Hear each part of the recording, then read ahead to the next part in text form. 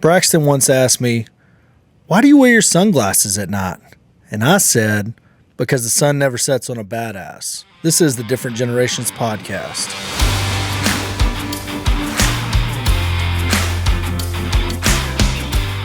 I don't know what you're going to throw at me, what we're going to talk about, but... Yeah, well, hi, Mom, first off. My mom will watch this, so... What's up, Pam? Got that in the back of my mind. Shout out to Pam. Who else? Do you think your dad watches? No, he won't. He definitely watch. He definitely won't. You don't think so? I don't think so. He'll never tell you. He definitely never would. That's guaranteed, but... We if we trigger him, you might know. Like, if we get him upset. Like, he you might said be that? Like, you can't say that on the internet. You can never be a congressman if you say that. Yeah. That would be the one thing that could expose it, but if he watched it, it'd be in, like, the quiet, the darkness, like, when no one else is home. It's true. So, Braxton, I've got a ton of questions. When I think about you, I think about the guy in the suit. I think about our first phone call. I think about all that. You were raised a lot different than I was. I grew up in a much different environment, but also grew up when it cost a nickel to make any phone call you made. Like, and that was not going to happen, like, at my house. Like, in long distance was a quarter a minute. So communication was real slow. I may as well just wrote a letter to a girlfriend. So I got to have to ride my bike to find my friends to be able to play with them because I wasn't even allowed to call them to see if they were home. Like, that kind of stuff. So that's the environment that my generation grew up in and I grew up in. But you grew up in a much different environment. You grew up... Yeah, like, I was civilized. I had a home phone that I would call. Be like, hey, can so-and-so come out and play? This is true, but you also grew up... Your generation is the first generation with a smartphone. So when were you born? 2001? 2003. 2003. That's insane. First off, smartphones came out in 2007. So... Biggins is 2. He's pretty good with a smartphone, honestly. If we're being all honest, at 2 years old, he's very well with it. Emery's the first generation, probably she's been good at them since she was 2 or 3 years old, so we get to see how that pans out over her lifetime. But for you could have had a smartphone or a tablet at a very early age. Social media has always existed, even though you weren't on it, and that just in and of itself changes the way we view the world completely. Like, we see the world through 2 completely different prisms because of how information is exchanged.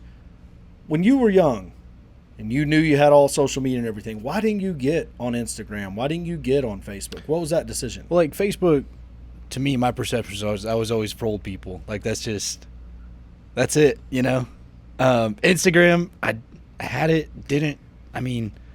wouldn't even post once a year, Wondered about it. What about your friends, though?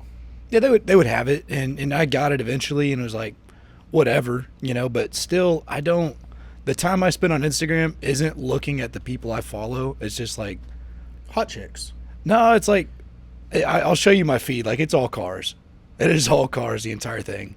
Which is interesting because as a young man, I loved cars, but the only place I could look at a car all day was in a car magazine. It's like, I might be I might find a parts manual, you know what I mean? And read it and daydream, like, about, you know what I mean, the 4-barrel carburetor versus being able to go online. And the other thing about my generation, we didn't even have the internet. Like, rural Texans, we didn't get the internet till 2000. So my entire childhood, there was no internet. You could not, like when they made local calls free, I remember that. Like, I remember when local calls were free. I was like, that's amazing. What was local, though? Like, could you call all the way to Thornton? No. Say, hey, Jake? No, because I was in the Jewett zip code, so I had a Jewett area code, and Thornton was long distance. So calling Jacob still cost a quarter a minute. And then they went to 10 cents a minute when it was a deal.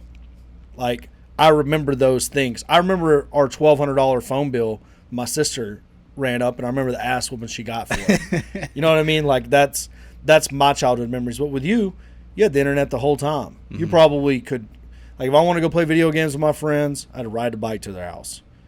When you want to play video games with your friends, what'd you do? call them, be like, hey, get on this Xbox party. Or they're already on. Just get in a party with them. You're talking to them. What the fuck's an Xbox party? It's like you're just talking to each other. Basically like a call on Xbox, if that makes sense. Like a phone call? Yeah. Like, so they're in your headset the whole time. You can get on whatever game you want. So you're playing different games but still talking? Yeah. And what are you talking about? Whatever. Typically just about the game. Like, it was strictly business. So y'all on different games. Like, he's playing Madden, and you're playing Call of Duty, and you're just like, I'm whooping this guy's ass in Madden. And he's like, I'm killing hoes in Call of Duty. Most of the time we're on the same game. But, yeah, I mean, we would do that. It's just, you're there, you're talking about the game, end up convincing one of the people to get on the same game, then you're in there together. It's like problem solved. And clicking up on people. But you could still hear the rest of the game. Yes. I don't even know if my mind can function that. Well, you got an Xbox at our apartment. You should plug me into a party. Start yelling at people? Can you get banned on Xbox? Like, can you go to Xbox jail? Yes. How? It's called a Games have it and Xbox has it. It's called a com ban. So you drop some inappropriate, what's whatever. inappropriate?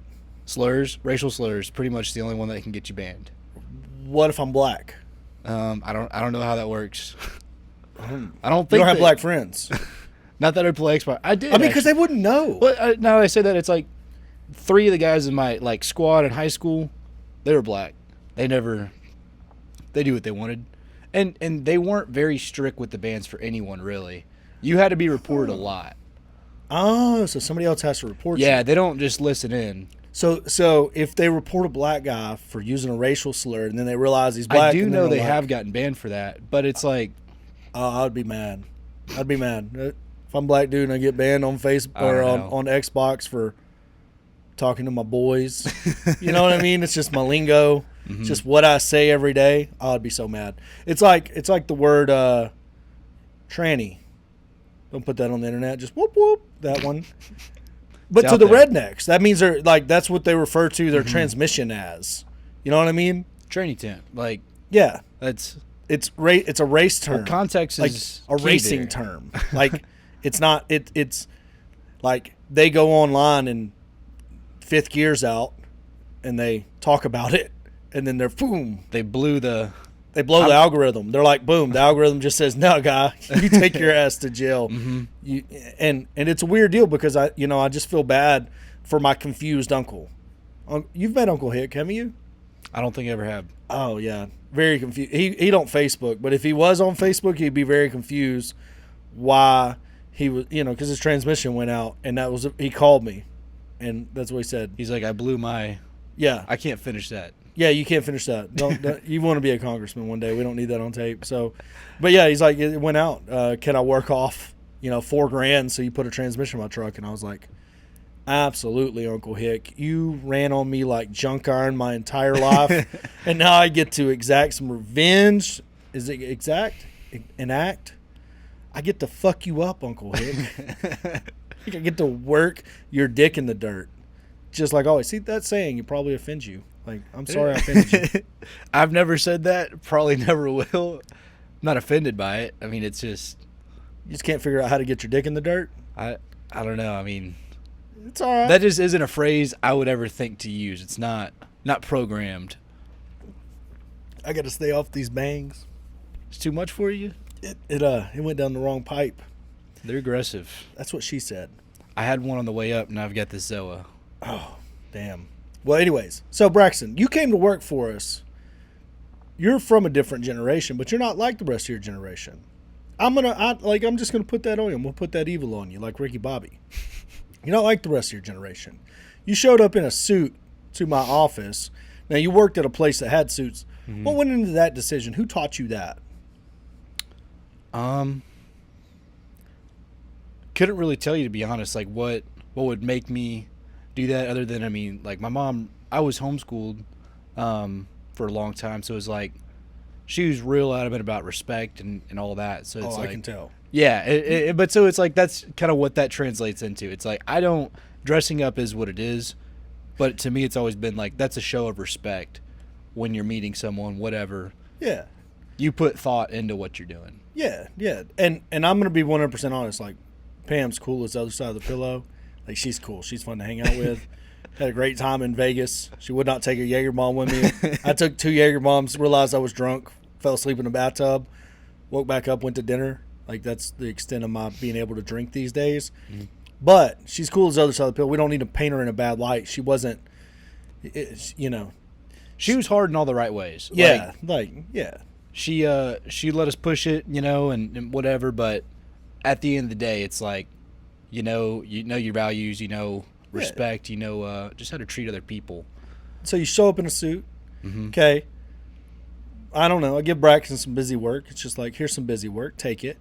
He gets it done in an efficient amount of time, and like a mind-blowing amount of time for me, because I was like, if I was given the same busy work, it 2 days, I'd probably give up at some point and then just lie and say, yeah, I got that done. I want something more challenging. Or don't work, or this. Yeah. Like, I want something more challenging. Like, I don't want to I didn't come here to do that. You know what I mean? But at that juncture in my time, I was kind of scorned. I was a little, DJ's a good hand, but DJ had wore me out to the point where I'd forgotten that you guys are young. Y'all's life experience isn't there. You know what I mean? DJ had broke so much stuff and tore up so much stuff and cost us so much money at different junctures in time. And then we had another girl that was young that came to work for us, and she basically used Rona to quit. What was the time difference between, I guess it was like September or October the first time that I showed up? Since her, I don't know. When did she go into retirement? She went into retirement, let's see, COVID started in March. Yeah. We probably came back to the office in May or June, and she didn't come back. Yeah, and we made the decision to work from home early on just because we could. Mm-hmm. So we hired those 2 ladies. We won't mention their names. No need to disparage them. But we hired those 2 ladies and then literally started working from home. So we didn't even get a time to train them properly, and didn't have defined roles for them either. We just knew we needed more man hours in the office, and so hired them. They left, and I was like, man, I couldn't figure out what motivated people, because people come in and say they want to make a lot of money, but you don't define what that lot of money is. And so they make $5,000 and they retire. In this girl's case, it was $500 and she retired. It was crazy. And then with you, I was like, I don't know what his number is, but there's going to be a set amount of money where he walks away, which we argued about in Key West. They were big mad at me about saying that. They're like, you're putting that evil on him. Don't you put that evil on him, Ricky Bobby. I was like, You're like, well, if Braxton tells me he just wants to keep working, I'd fire him. Yeah. They're like, oh, you can't say that. You can't say that. And I'm like, look, I'm telling you, like, if his plan is to retire by my side, still doing marketing at 47 years old, he's going to get fired. Like, he's got to go grow and get his own wings and do his own thing, which he's working on. But when you came to work for us, all of that, that first day in the suit, you're in the suit, you're at the job, you know what I mean? Mm. I'm a little bit disgruntled. I'm like, he's working for free, but and then you kind of impressed us. You were able to do some tasks. I think Jacob gave you some tasks. Mm-hmm. We were just trying to keep you busy, and everyone was like, they'd send me the next person, like, give him something to do. Yeah, so we had an intern and we were abusing him. Came from a family friend. We're just abusing you because you're working for free. And then one day I was like, Jacob, I don't know where we're gonna get the money, but we're gonna hire Braxton. If he wants to come on, we'll hire him. And then you did the next impressive thing, which was, I thought you were gonna live in Belton still, but you did the next impressive thing, which was, what did you do? What'd you do? We hired you. What'd you do? Tell us what you did. Bought an RV. How'd you buy it? Took a loan from a good communist friend of mine, and is he gonna watch? No, he won't watch. If he does, he'll love it. He's proud. He knows he's communist. I don't know if you'd put that label, but he is. All right. So partially from him, partially from my sister, and I came up with the rest, and they were all about it. They I didn't. Abby loaned you some money. Mm-hmm. How much did she loan you? I think like $1,600. Damn. Because he wanted to give me the full amount. I'm like, no, I still kind of felt weird about it. I didn't like what I was asking for. Why'd you ask for it? I needed it. That was like the only way, because that was the reason why I didn't stay in Belton, is I don't think I could have, Afforded. not afforded, but been able to. Really? Like I don't think I would have been allowed to, if anything. Really? Yes. Because your parents wanted you to go to college. Mm-hmm. And you had made the decision. No. All right. So that's impressive. You buy the RV. Mm-hmm. You go into a real uncomfortable situation there to ask a tennis coach. Yeah. We called him a communist, but he's your tennis coach. Yeah. And that was it. I mean, I never really had a. How'd you know he had the money? What was it? 14 grand? How much was it? No, half of that. Oh, okay. $5,000 from him, like $1,600 for my sister, and then I came up with like another $1,300. How'd you know he had it? I didn't really. At that point, I had just been told, like If you kind had of got anything- into it with my aunt and my dad about it, and they just kind of at that point made it clear that, hey, you kind of. You're on your own. Mm-hmm. So Aunt Linda too. Mm-hmm. At the start. At the start. She quickly, Yeah, I got you. But at that point, like I was told, no, you need to agree to go to school in the fall if you want us to help you out. And Really? yeah, and so at that point, I'm like, I'm not doing this with strings attached. I didn't know any of this, guys. This is crazy. Yeah. So that's wild. Now you're 17 at this time too. Uh-huh. We need to let them. Like, you're 17. You graduated from high school early. No life experience, like no nothing. life experience. We're going to get into that. All the episodes will be about Braxton's lack of life experience. But your experiences are good. But so you come on, you're severing some pretty important ties. You got a dad that's not on board. You got your aunt that's going to pay for your college that's not on board. I guess Pam's like, fuck it. She was not sold that it would work out. She was sold that you're just exactly that. You graduated early. You already have a ton of college credits. Like, you're 17. What do you have to lose? Yeah, if there's time to do it, it's now. Right. It's like, so what if you have to go to school at 25? Like, you have more than enough time to do it. You don't have no kids. Mm-hmm. You don't have any responsibility. This is the time to do it. So, yeah. So it's like, at that point, when I was like getting told, no, like, you can't do it, you got to commit to school or whatever, I went over to that guy's house, not even to ask him for money, more so just to like kind of vent to him, like tell him, man, I don't know what to do. And he's like, oh, you need some money? I'm like, what? I did not go over there to ask for it. He offered it. And he was ready to write me a check for the whole amount. Well, how'd you know about the RV, though? Been looking. Like, that was part of the deal is my aunt, she said that, I'd help you out with this. And then it was like with strings attached. I'm like, If you go to college. Mm-hmm. So you were going to originally buy the RV to go to college. No, for going to Groesbeck, but you've got to go commit to college this later. fall. So I'm like, Okay. I don't want to be halfway in. Like, if I'm going for it, if I'm going to commit to it. So I wasn't willing to do that. And so went, got the money. Well, look, that all impressive. So now we're talking about the different generations. Mm-hmm. When I think about you, what I see is I don't necessarily, the people use the word old soul. I don't think that. I see your mom and dad did a phenomenal job of raising you, but even doing a phenomenal job of raising you, you get to make your own decisions. Mm-hmm. At 2 or 3 years old, you're left unsupervised with a fork at some point in time, and you get to decide if you stick it in the light socket or not. Like, Yeah. I did it. I was like, yeah, I've been told not to a bunch, and now that's why I want to You do don't it. understand the hot skillet till you touch it. That's right. You keep telling me I can't, and that's why I want to. Mm-hmm. I don't know where that comes from. I have no idea what it is. There are people that are wired, if you tell them they can't, that just becomes their value system. Like, it's impossible. You don't want to do it. Whatever that is, you tell them that, and it becomes their value system instantly. With you, it seems like there's something there that when whatever it is, it comes from somewhere that whenever I sit around and think about it, I'm like, I don't know why it is that I believe the way I believe. I don't know why I think about stuff the way I think about stuff. I don't know why my worldviews are my worldviews. Like, I can think back to my childhood. I can think back to all these different decisions I made, right or left, that worked out for the better or the worse, but then I attacked the next thing with a positive attitude. It's hard to stay down, right?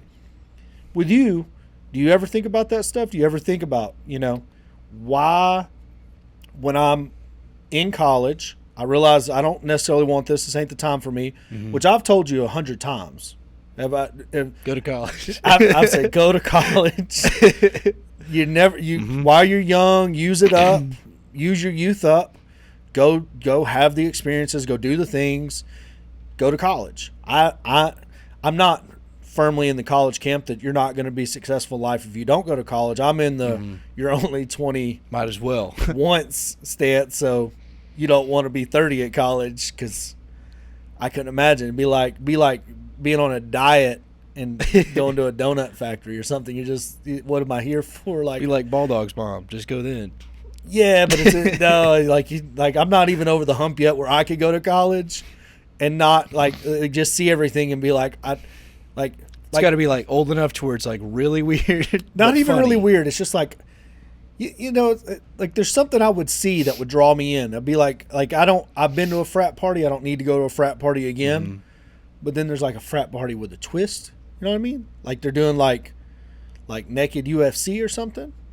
Like, I've never seen that before. I've seen a frat party, but it never. Yeah, this is like they've next leveled this. I've got to go. I've got to buy my ticket. And they're like, why is this 40-year-old here? Like, oh, he's a sophomore.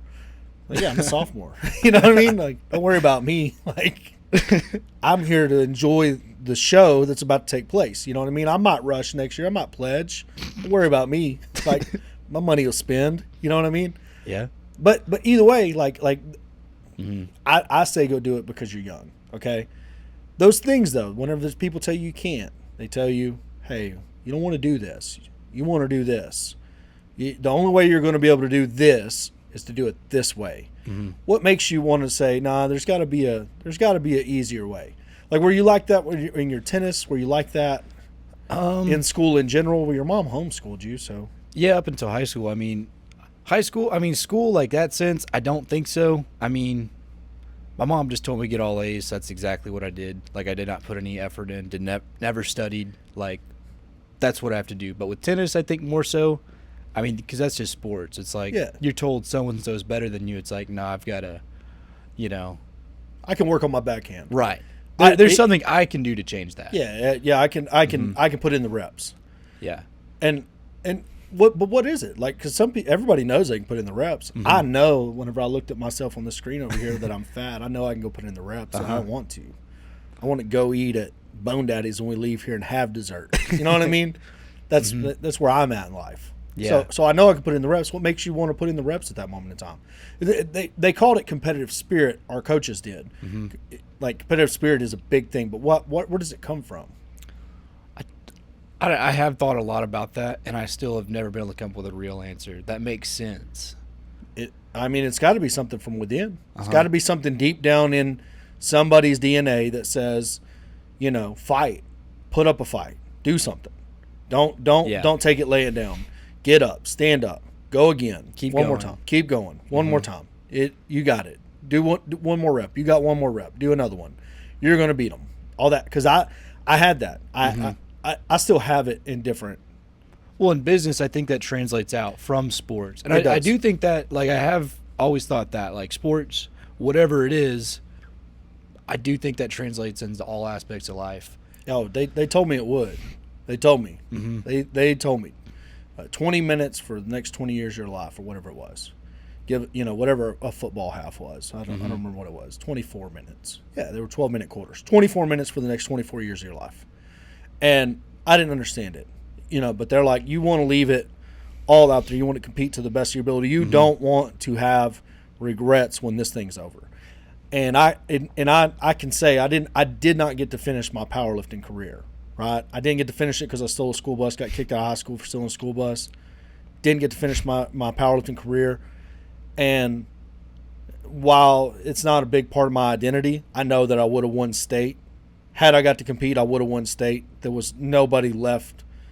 Like, there was no sophomore that was going to catch me. You know what I mean? I would have won state. Well, that goes into why it's like you don't want to leave anything there. Cause it's you don't want to leave it there. You competed at that level, and then you're finally to the point where it's like, I'm going to get it. Yeah, but I could have got it sooner had I. You know what I mean? That's really what I think back to. I think back to, like, man, had I had the internet that I had that thing. Mm-hmm. If I could have read about what to eat. I mean, look at you. You came to work for us at what? Like 165 pounds. What do you weigh now? I got up to 212, but I'm in a cut. So I'm like 190 right now. Yeah, but that came from being in that RV and only having the gym. Yeah. And that was pretty much it. And then we started forcing red meat down your throat. A lot of it. A lot of it. Massive amount of it. We're like, no, we eat steak every day here. A lot of Roadhouse. A lot of Roadhouse. And all of a sudden it's like, hey, Braxton's grown into a man. You know what I mean? You look like not a child, but a kid. Mm-hmm. And now you're like, you know, if we I was had a tennis kid, like I ran all the time. Yeah, but if we had to go outside and there's a fight, you know what I mean? I wouldn't feel No like I needed to longer as protect worried. you. Like, it'd be like, I need to protect Braxton's 160 poundness. I gotta all right. I gotta protect him. Now he better be faster than me, which we know you're not. So that stings. I know it's hard, but So we need the horn or whatever. whoop. But no, like, so that comes from within, that competitive spirit. You hear all these things. Your family tells you this. You step out. Now, I'm from a different generation. I knew I had to work. Like, I was backed into a corner. Like, I had to work to, like, they called it survival mode in Key West. They said, oh, he's in survival mode. I'm like, no, I'm in the only mode. Y'all are coasting. Y'all made it. You feel that way. You have everything your life has ever desired, and I don't. And I never will, because what I desire is another day of work. You know what I mean? Like, I loved what I did yesterday. I can talk all the shit I want about it, but I loved digging those holes and burying that bullshit. I loved it. I had a great time doing it. I'm glad we got everything we needed to do in our Monday meeting out of the way early, so I got a good I did that till dark. I fucking stayed on that piece of equipment till dark. And would do it every day if I could earn a living doing it, but I can't. You know, it's just hobby stuff. But with you, you know, you come in somewhere deep within with everybody saying you can't. What made you think you could? At the start, I don't know that it was I think I could. It was I still wanted to bet on myself and see if I could try and make it farther than everyone thought I could at least. I didn't know what that end goal was, and my goals changed a lot during the beginning once my perception started changing.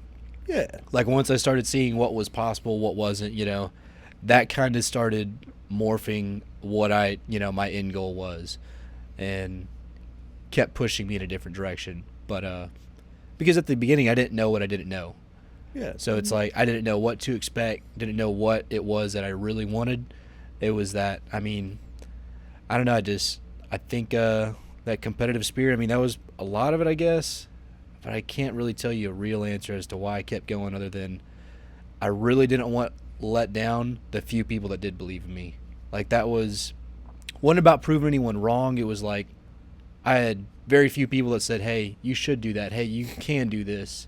Like, I didn't want to do wrong by them, because I felt like if I didn't give 110% effort, it's like slapping a face to them. And you'd have left something on the table. Mm-hmm. You know, it's that one more rep. You read Rich Dad Poor Dad at like 11 or something silly. That homeschool shit. I think homeschooling helped you out there because, you know, like, you weren't distracted by the peon shit that kids get distracted by at school. I might have to homeschool Emery now. Pam, you want to homeschool Emery? Get you on a salary. We'll just let you take over from here. She can live in Belton. Y'all can, you know, split time between Rockport and Belton and get it learned up. But that being said, you do the homeschool thing. You're not distracted. Mm-hmm. You read Rich Dad Poor Dad at like 11. Well, I didn't read Rich Dad Poor Dad till later. What time? What age? I think like 16. Okay. So but before then, I had read a lot. Like, Pam was big on making me read like critical thinking books, logic books, stuff on. What's a critical thinking book?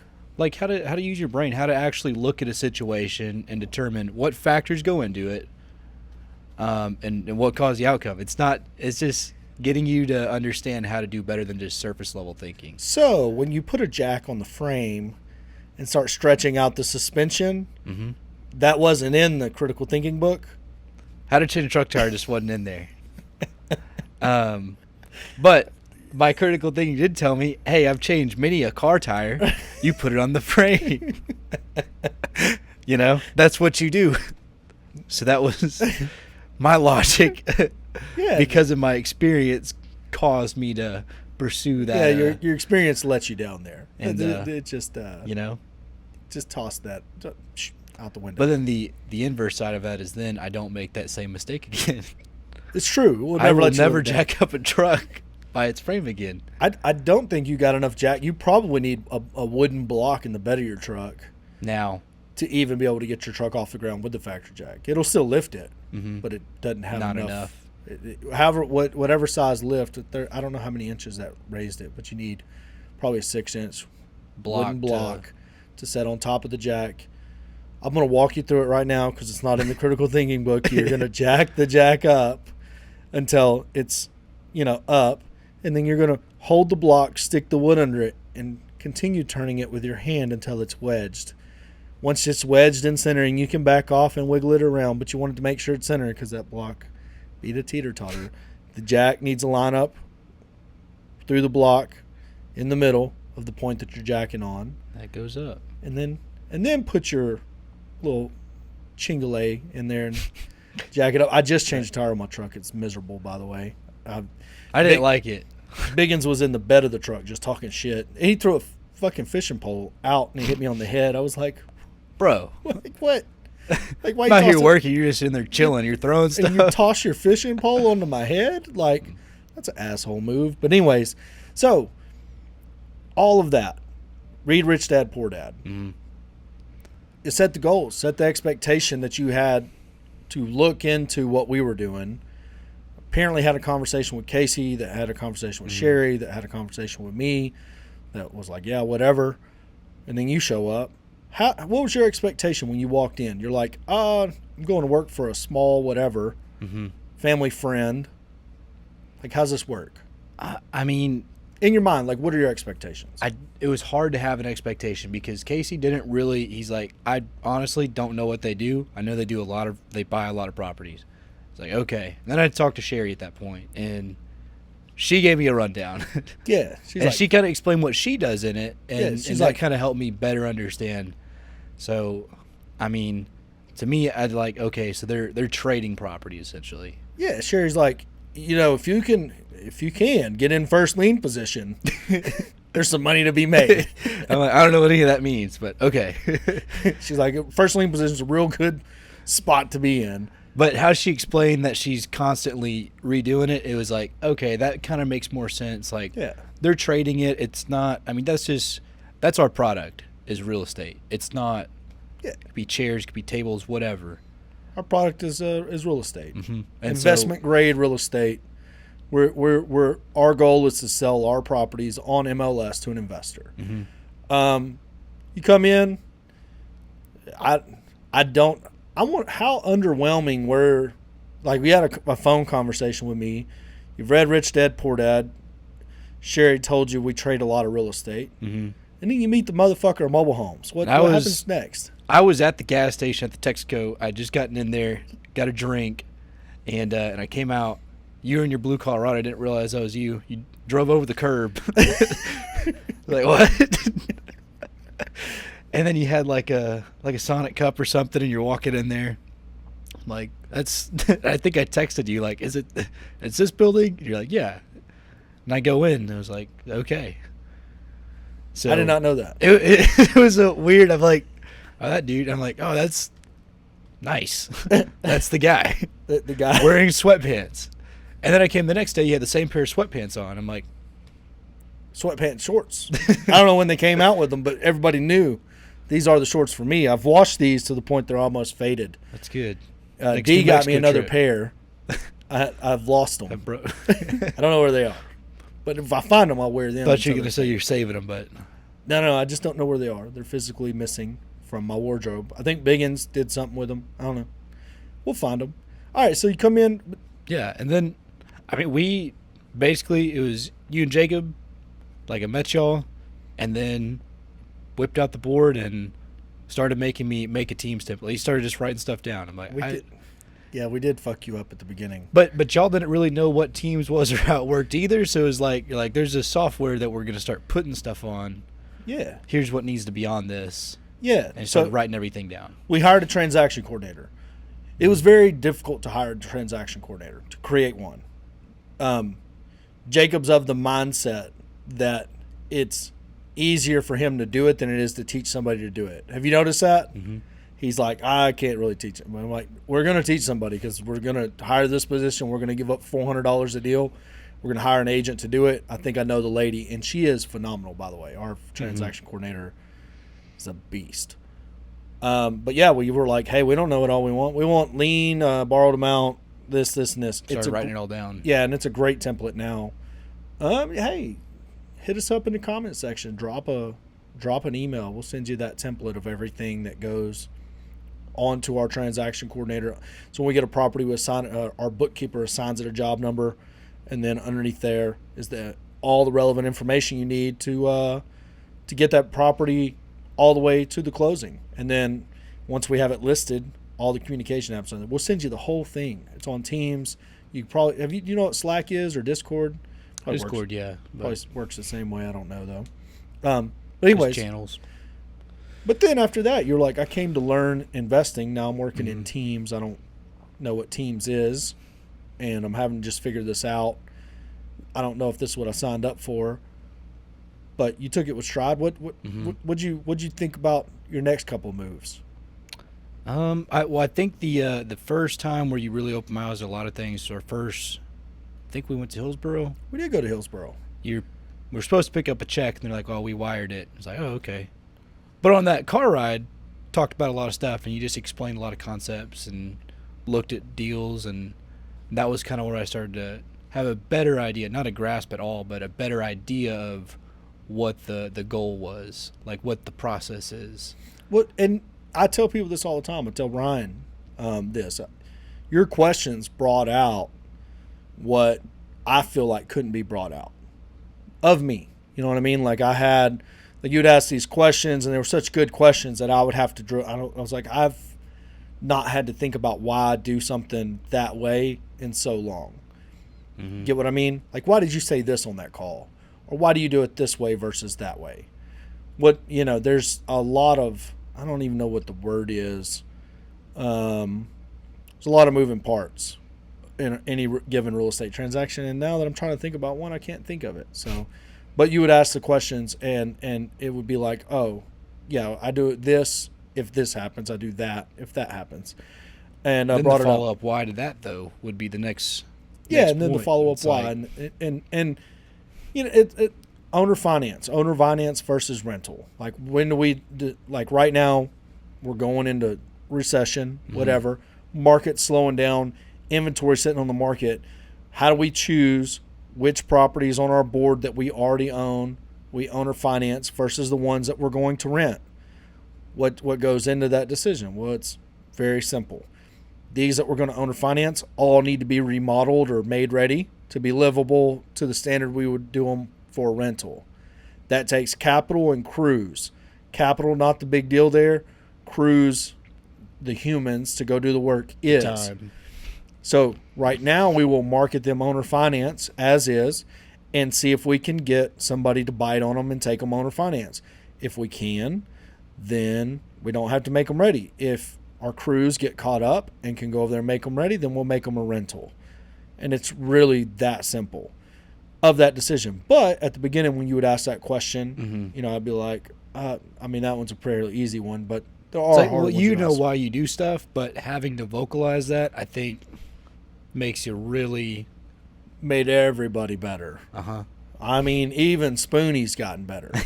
We love Spoonie, but Spoonie takes reps for him. It takes several of those types of transactions for him to realize this is going to happen the same way every time, right? And I could never communicate why. It would just be like, move that mic, and I wouldn't tell him why. You know what I mean? Just move it. And he would understand to move the mic, but then on the next transaction, I'd be like, why didn't you already move the mic? And he's like, I don't know, man. You just told me last time to move the mic. I didn't know why you told me to move the mic. You know what I mean? So those kind of things happen when people work around me, I don't slow down long enough to explain the whys and the intricacies of what's going on. You weren't trying to slow me down or any of that. You just had an inquisitive mind, and that curiosity brought out the whys. And well, like I knew absolutely nothing about any of it, you know? So it's like everything was new to me. I had a question about everything. I mean, pretty much every day that I was in the Grosbeck office, I'd go sit with Jacob for 20 minutes at the end of the day and just ask him questions about stuff. Like, that was just... bookkeeping. Everything. Everything. Cap rates. I didn't know Appraisals. anything. Yeah. Refinances. We just learned something new on how we expense interest to cost of goods sold versus breaking it out in an interest expense, and how banks view that. You know, that's something that we just learned going through a refi, where a bank wouldn't give us credit for our interest expense on a property because it was booked in cost of goods sold. So since it was booked in cost of goods sold, It's like, we're not going to do that anymore. We're going to book it as interest expense, so the bank will give us credit for it back because it helps out your global DSCR. You understood what I said there, didn't you? Nobody else did. So that is from 17 to what, 19 now? 2 years of being inquisitive. You have to ask good questions to get those kind of answers and to get that wide range. What I just said right there are a ton of experienced veteran real estate investors. I will bet you there are people that are charging for education that have no idea what I just said and how it impacts their business. They don't know it. They don't understand it. They might never even try to learn it. But you were inquisitive enough to ask about it. You know what I mean? You were inquisitive enough to get in Jacob's ear enough to understand the bookkeeping side of things, which I don't play dumb on it. I am dumb on it. I'm truly dumb on it. like, why is that? I don't know. Like, explain this to me 5 times, Jacob, because when we're going over on Mondays, we go over our cash positions, and I can read the totals. I can read the board, and I'm like, this ain't right. You know what I mean? This ain't, something's wrong. Well, that's the thing. It's like, if you can look at it and think about it and kind of have an idea what's going on, it's like you don't have to know all the details of every aspect. No. You have to have an overview. You have to have an overview. Because then you can find the discrepancies. Yes, but even when we go find the discrepancies, I'm like, explain it again. One more time, Jacob. One more time. Wait a second. And then the other day, whenever we were on there, and I'm like, wait, how much money's supposed to be in the escrow account? And he misspoke and said Mart when he meant Cameron. And melted me down. I was like, huh? That's like 40. Oh shit! Somebody's stealing. There's 40 grand missing. It got stolen. Now we got a thief. Like, I was like looking at everybody. I'm like, I don't even have access to it to steal it. So y'all can't look at me. But if 40 grand's missing, and he's like, oh no, we closed on a property. A lady's in prison. They transferred her, and we don't know where they transferred her to. So title got all of her closing documents back and has her check that she had. We don't have possession of the property because she hasn't been paid yet. They don't know where to send her check to. So none of the funds have been distributed. She'll call. If she ever gets any money on her books, I don't know how you find. I mean, it's crazy. I guess we'll find an inmate. You know who knows? Stephanie probably. She looked up those inmates that day. That's true. So we might just have to go try. How do you get? Can they have to name their visitors? Don't they? We just go visit. I don't know if she's hot or not. I mean, honestly, for being honest, I mean, I don't know what she did. Go have a visitation with her. Like, what'd you do to get in the pokey? I got your check. Well, didn't we look it up? Wasn't it like a DUI or something? I don't know if we found the right lady. I don't know. I don't know enough about her. But we did close on it. It hasn't funded, so we haven't got our rehab funds into our escrow account. So our private money lenders will loan us the rehab funds up front, and then we have those in an escrow account. That escrow account on Monday had $126,000 in it. It's all money that's allocated towards projects. And some projects go over budget. So when they go over budget, that project owes the escrow account $6-7 grand.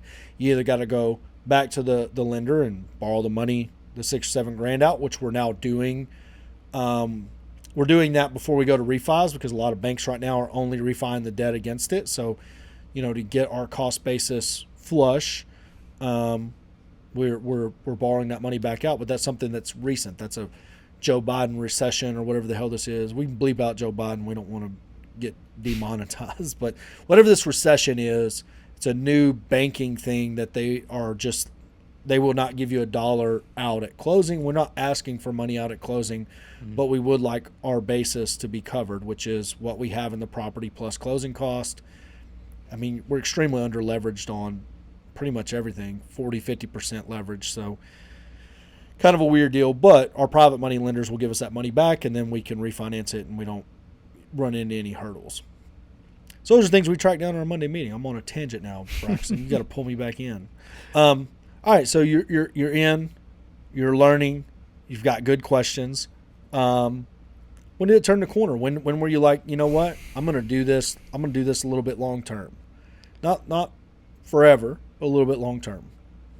I don't know what that point was. I think just the more I was around it, you kept giving me more responsibilities, and it was just started seeing more sides of the business, doing more transactions, getting to do more contracting. I'm like driving the properties. It's like somewhere in there, the more I did it, I just realized I really like it, and I'm like, there's money to be made here that doesn't require you to, have a degree or this or that, and just like ride it out.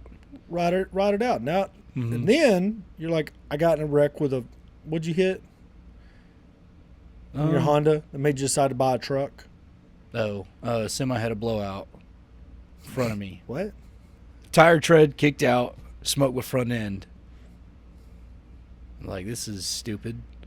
Yeah, Could've that's died. the whole deal's dumb there. I didn't realize it. I knew something happened. I didn't realize it was, borderline homosexual. But like, I'm in the left lane. There's a semi in the left lane on the 2-lane section before Buc-ee's on I-45.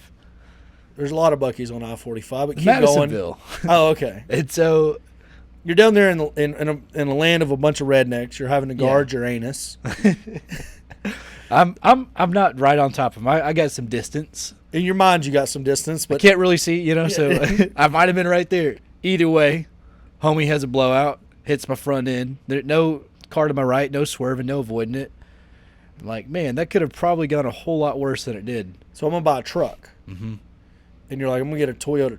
What was it? I was looking Tacoma. at Tacomas, Colorado's, like all the little baby trucks. And I'd bought a little baby truck. Mm-hmm. And I was like, that's you're cool gonna get a truck until you're pulling something and you're like, oh man, I wish I had more truck. Yeah. I was like, if you're going to do this long term and buy your own deals, you better get a truck that you can get materials to a job, and you can bang it, depreciate it year one. Mm-hmm.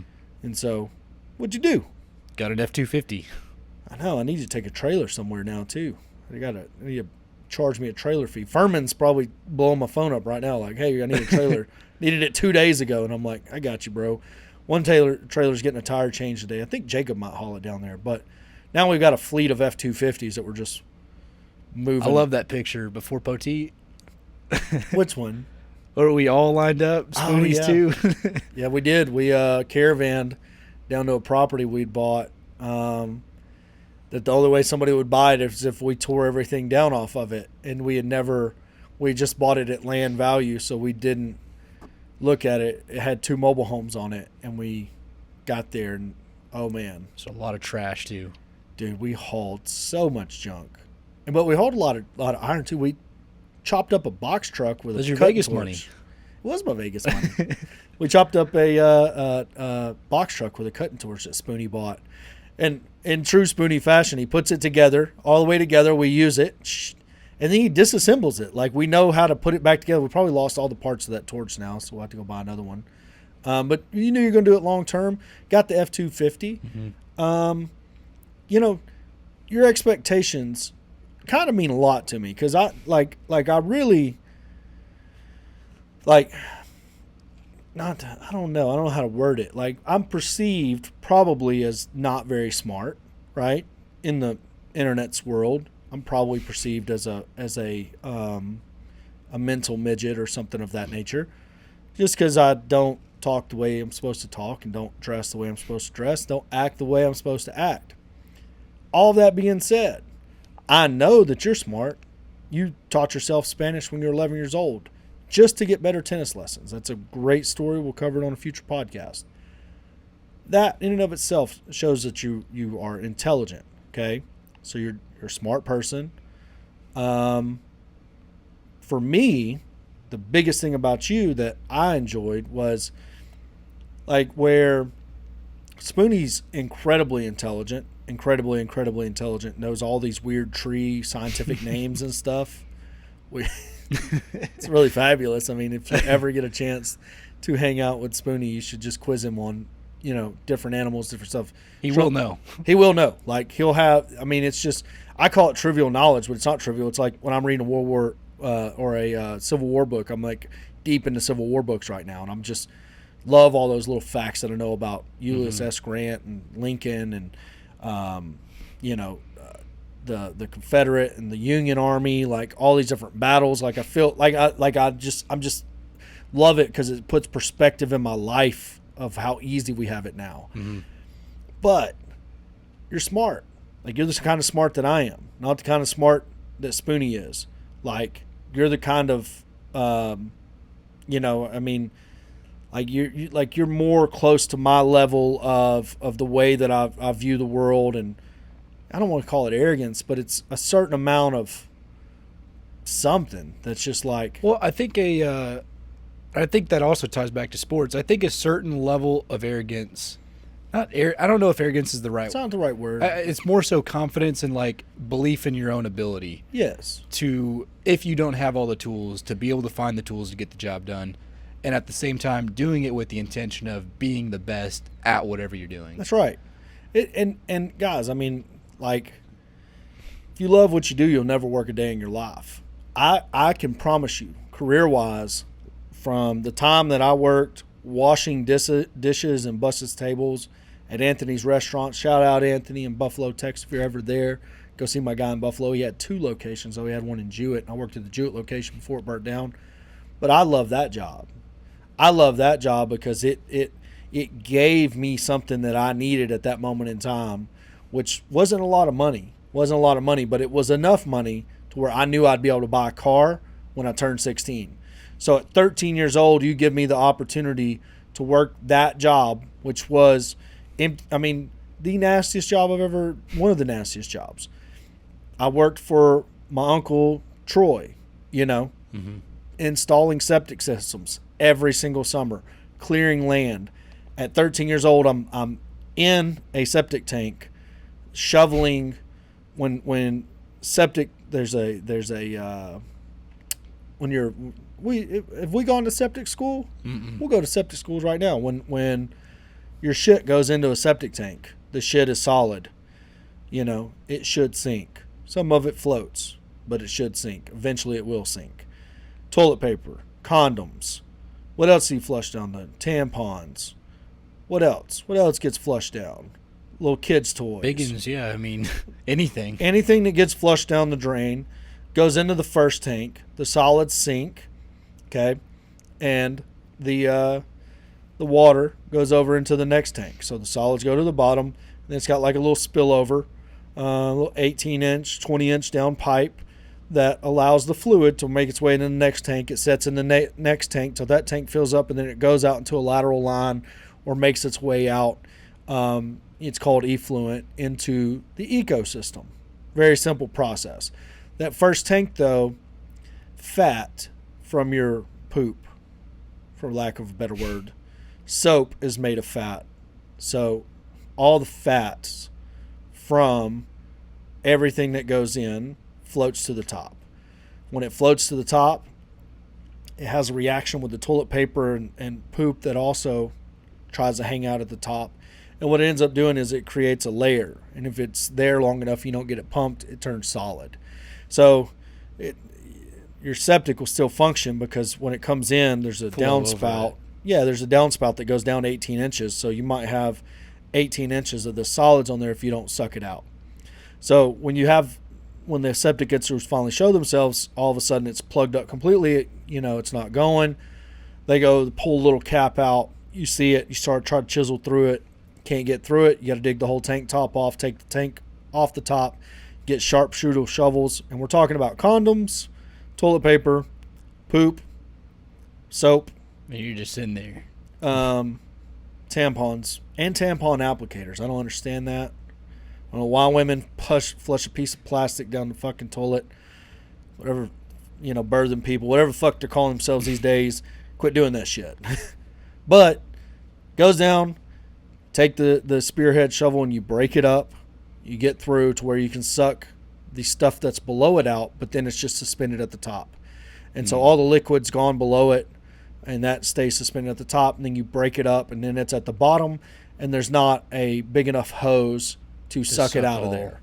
So what do you got to do? Somebody's got to put on rubber boots, go down in the bottom of that tank with a bucket, a 5-gallon bucket with a rope tied to it, and you shovel the stuff into the tank, and they pull it out, and they take it somewhere and dump it, most likely a dumpster or something like that. And that was my job when I was 13 years old. At 13 years old, I was the guy that got down in that tank.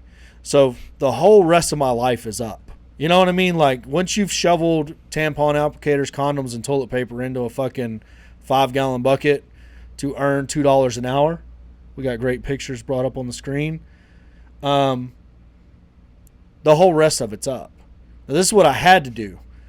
So when I got the job bussing tables, I was a made man. It's like, I got to throw chicken bones in the trash before I wash this dish. I got to take it's all perspective. It's all perspective. Just like the marina, how you said at that point, best job you'd ever had. Best job I ever had. And I was at the marina when I was shoveling that shit. Best job I've ever had.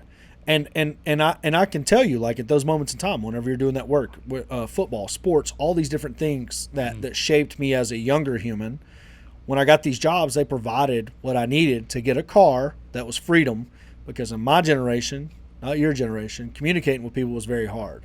A car was ultimate freedom. I hear about kids these days that aren't even getting their license because y'all can sit around in Xbox parties, chop it up with your friends. I was there, like, my 16th birthday. I'm like, let's go.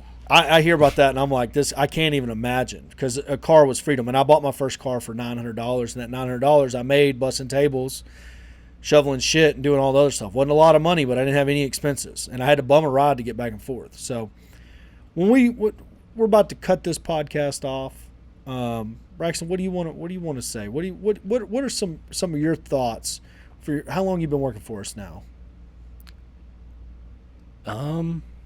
Great answer. I mean, since I started, I guess, part-time, close to 2 years, but full-time, a little over a year and a half. Yeah. So what do you think about it so far? It's been a eventful ride. Can't say I expected everything that has happened to happen, but I've enjoyed it. It's like I told you before, it's never been about money necessarily, like, oh, I want this fixed amount. It's the opportunity. Opportunity to learn. Mm-hmm. I mean, we'll get into what you got going on in future episodes. We're going to be here for a little while. But guys, if you want to tune into this, we're going to keep it on the Roughneck Real Estate channel right now. If it gets going, people like it, we'll break it off into its own podcast segment. We hope to shoot some more videos of some of the older men that coach me and get more into the life struggle. But I introduction to Braxton. This is who Braxton is. Great human, great person, great employee, great brother, son, all those things. I worry some days that I'm corrupting you in some way, you know what I mean? But I don't, it's like, we'll get into it in future episodes. As long as you don't get distracted by cocaine and titties, I think you'll be all right. Stay on track. Yeah, stay on track. But, they're out there. So we're not there with you 24 hours a day, 7 days a week. So we may as well tell you, it's not any way to live, But either way, it will be some fun episodes coming up. We're gonna shoot some more. Braxton, thanks for coming up here today. Thanks for having me. And we're gonna be dropping lots of these episodes. So subscribe to the channel. All right. Here we go. Do you want? Yeah, the tone seemed pretty serious for this one, so I wasn't sure how goofy to get with those. That was really good. I enjoyed it. What? Let's have get. Have y'all heard of mugshotties? I want to bring this up, but also it seemed pretty serious. Oh, we do. Work on. Are you familiar? No. Bro, hot chicks getting mug-shotted. I hope Bay gets big. Mug This is a shouties. phenomenon. Oh, there's one smiling up top. Judge ain't gonna like that. One smiling in the middle. It's a power move. Dude, I smiled in my mug shots. It didn't work out. It did not work out. The judge hated me. Like, I froed my hair out when I had it. I had this ridiculously long hair, and I got arrested and froed that shit out because I knew at the time they put the mug shots on the internet, somebody would probably dig it up. Why can't you babysit Biggins? Is it because you might have to change a shitty diaper? That's a very large part of it. And it's What if so Emery will babysit because she can wipe her own ass? I just can't. I don't have the desire. Like, there's no part of me that it's like, I like kids because they're not mine. You get what I mean? It's like, I don't have to worry about the problems, the issues, the diapers that come with it. I get to love them from afar. Like, oh, that's a great kid. You know, fun to be around. And then I get to leave and not deal with those issues. Yeah. I understand that, Braxton, but what I need to know is If you're going on a date, I can't I'm do just it. trying to smash a fatty. Nah. And my son is like, you know what I mean? And Mm-hmm. he loves hanging out with Braxton. Yeah, I love hanging out with him. This is bullshit, Braxton. I don't know if I'm gonna like this podcast, honestly.